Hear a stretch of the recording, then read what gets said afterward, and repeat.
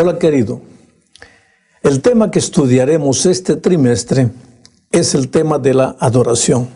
Sabes, el tema de la adoración es un asunto muy importante, ya que está en el corazón del texto bíblico, que es uno de los fundamentos para la existencia de la iglesia remanente. El texto es Apocalipsis 14, 6 y 7. Mira, lo voy a leer.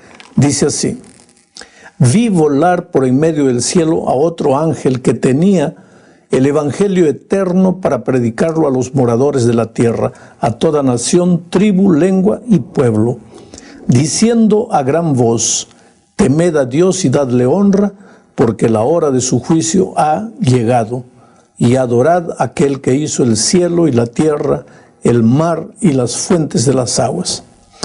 Mira, en la introducción a las lecciones de este trimestre me voy a limitar a comentar este texto que acabo de leer, pero voy a mencionar algunas aplicaciones prácticas.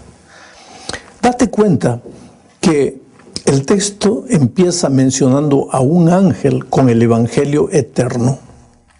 Yo no necesito decir mucho para explicar que este ángel simboliza al pueblo de Dios, que el Señor levantó el año 1844 para anunciar al mundo el evangelio y la hora del juicio. ¿Estaba siendo predicado el evangelio antes del surgimiento de este ángel? Sí, claro que sí, pero solo por la mitad.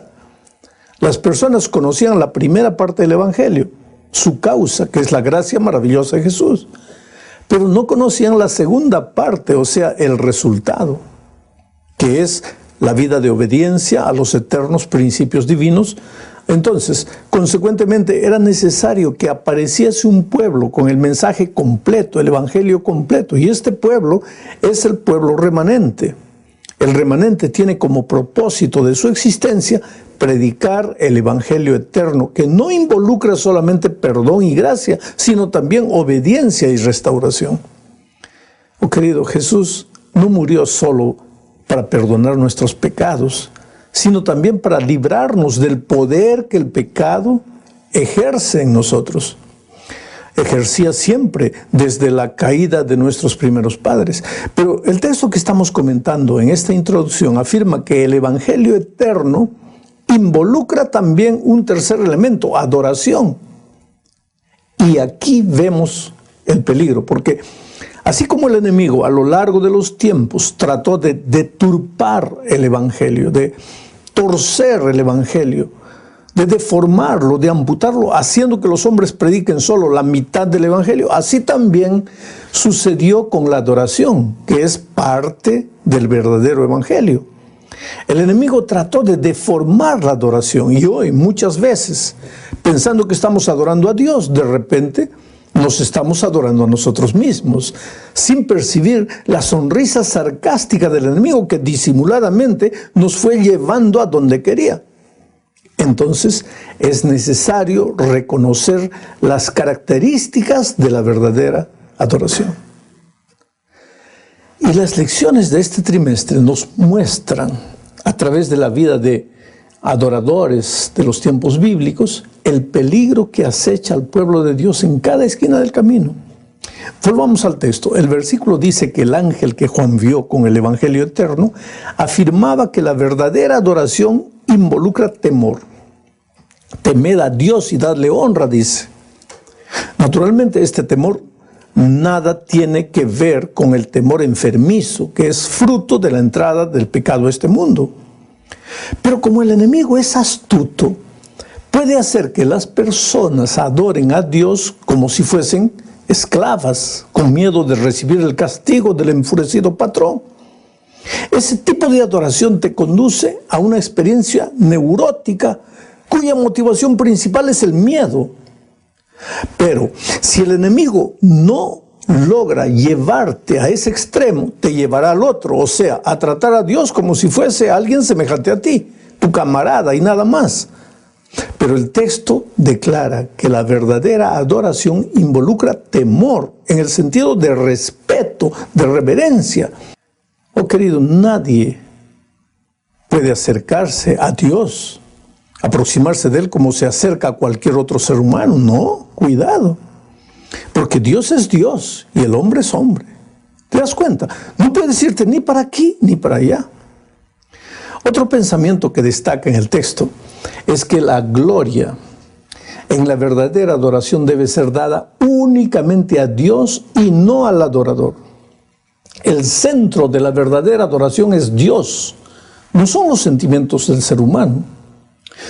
Por eso cuando alguien dice, me gusta cantar este tipo de música porque me siento bien. ¿Me siento bien?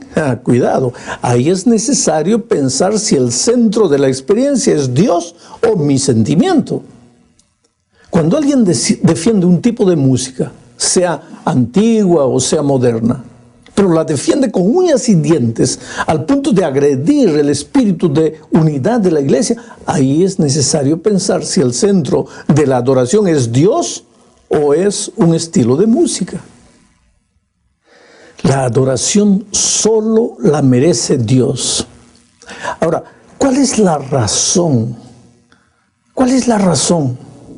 La razón es que la hora de su juicio ha llegado. Quiere decir que el verdadero evangelio y la verdadera adoración incluyen también un sentido de rendimiento de cuentas. No es solo haz las cosas como quieras, sino hazlas como yo te digo, porque un día, quieras o no, vas a tener que dar cuenta. Quiere decir, el juicio involucra idea de rendimiento de cuentas.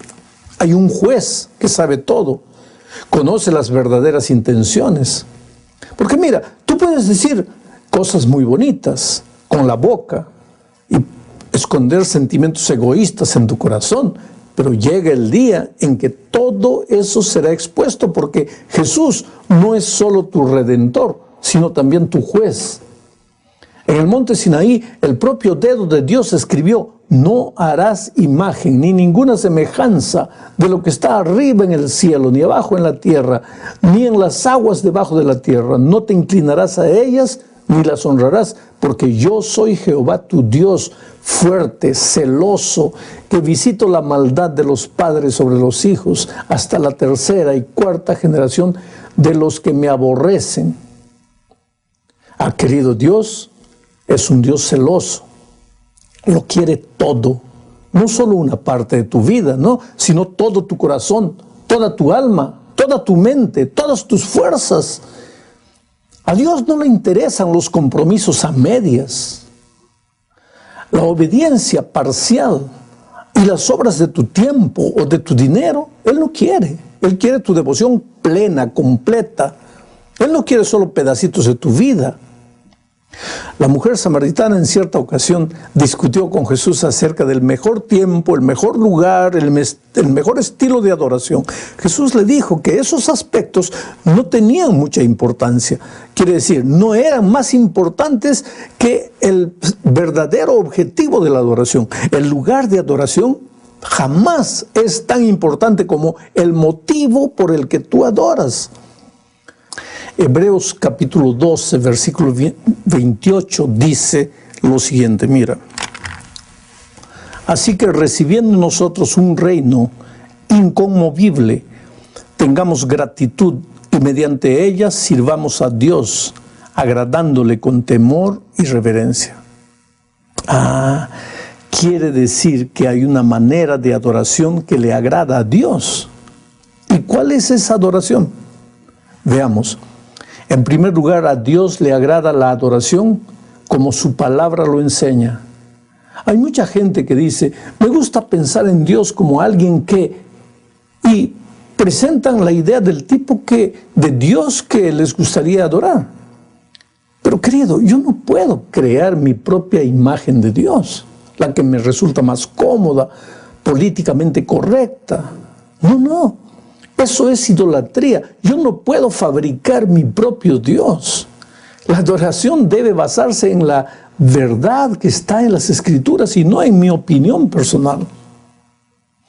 Jesús le dijo a la samaritana, los verdaderos adoradores adorarán al Padre en espíritu y en verdad, porque así quiere el Señor que le adoren. Eso está en Juan 4:23. Adorar en verdad significa adorar a Dios como la Biblia verdaderamente lo revela. En segundo lugar, a Dios le agrada la adoración auténtica. Cuando Jesús le dijo a la samaritana que debemos adorar en espíritu, no se refería al Espíritu Santo, sino a nuestro espíritu. Quiere decir, fuimos creados a imagen de Dios y por lo tanto somos un ser completo que Él diseñó para que pudiéramos comunicarnos con Él. La adoración es la respuesta de nuestro espíritu al Espíritu de Dios. La adoración que le agrada a Dios es profundamente emocional y doctrinal, con nuestro corazón, con nuestra cabeza. Cuando Jesús dijo, ama al Señor tu Dios con todo tu corazón y con toda tu alma, quería decir que la adoración debe ser auténtica y sentida de corazón. No se trata solo de decir las palabras correctas de la manera correcta, debes creer en lo que dices.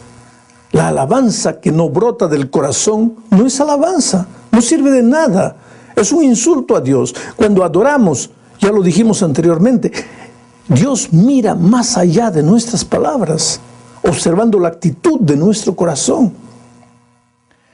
El peligro que corremos es que muchas personas confunden las emociones conmovedoras producidas por la música con las emociones estimuladas por el Espíritu Santo. En tercer lugar, a Dios le agrada la adoración reflexiva.